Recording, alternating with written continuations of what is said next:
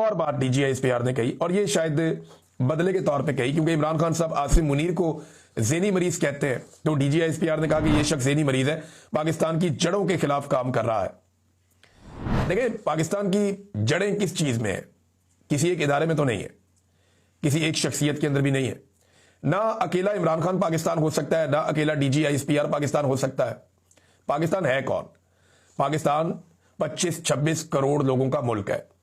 इस मुल्क को चलाने के लिए वो तरीकाकार होना चाहिए जो पूरी दुनिया के ममालिक को चलाने के लिए है, यानी रूल ऑफ लॉ, मैंडेट का एहतराम, आज़ादी इज़हार राय, आज़ाद अदलिया, आज़ाद मीडिया, इंसानी हकूक की पाबंदियां बंद की जाए, तो पाकिस्तान बड़ा शानदार चलेगा।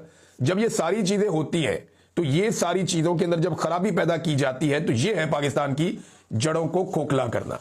ये जो 26वीं और 27वीं आईनी तरमीम है, इस किस्म की तरमीमें जो शख्सियत को बुनियाद बनाकर की जाती हैं, ये किसी मुल्क की जड़ों को खोखला करती हैं, और तो कोई चीज मुझे इसमें दिखाई नहीं दे रही।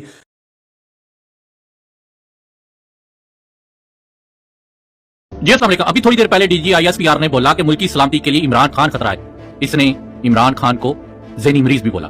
पूरी 1.5 घंटे की इस प्रेस कॉन्फ्रेंस में इसने इमरान खान का एक दफा भी नाम नहीं लिया, क्योंकि ये खान का नाम लेते हैं तो फट कर इनकी खात में आ जाती है।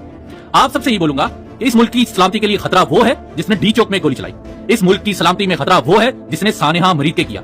इस मुल्क की सलामती के लिए खतरा वो है जो आज तक 9 मई की CCTV फुटेज आप सबको दे नहीं पाया। इस मुल्क की सलामती के लिए खतरा वो है जो अपने आप को हज़रत मोहम्मद सल्लल्लाहु अलैहि वसल्लम और आले मोहम्मद सल्लल्लाहु अलैहि वसल्लम से बढ़कर इस्तिस्ना दे चुका है। इस मुल्क की सलामती के लिए खतरा सिर्फ और सिर्फ ज़ेनी मरीज आसिम मुनीर है।